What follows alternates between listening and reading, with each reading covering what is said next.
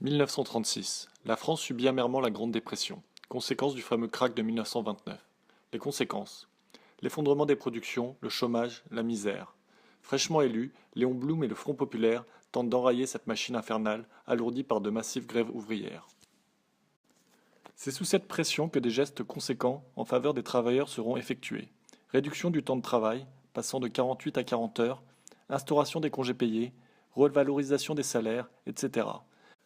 C'est dans ce contexte qu'apparaîtra un certain nombre d'affiches portant la propagande contestatrice de droite. Celle qui nous intéresse cible les potentielles conséquences catastrophiques de l'instauration de la semaine de 40 heures. L'affiche semble simple et directe. Semaine de 40 heures signifie prix de revient excessif, vie plus chère, misère. Ici, la cause profonde du problème semble être l'international. L'international dont il est question est bien entendu la SFIO, section française de l'internationale ouvrière, ancêtre du Parti socialiste, qui fut dirigée, entre autres, par Jean Jaurès ou Léon Blum.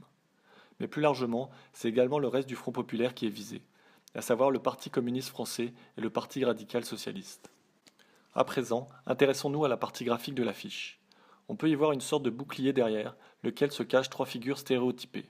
Un russe, identifiable à sa casquette, un asiatique, un juif, reconnaissable à sa calvitie, ainsi qu'on le représenta sur de nombreuses affiches de propagande. Mais en réalité, le message va plus loin et fait appel à des réflexes nauséabonds bien ancrés. Car à l'évidence, les visages rouges n'incarnent pas simplement la gauche. Ce qui est ici désigné, ce n'est ni plus ni moins que l'incursion du complot judéo-bolchevique. La semaine de 40 heures est l'œuvre sournoise des juifs et des soviétiques. La semaine de 40 heures a été adoptée, ses retombées n'ont pas été celles attendues.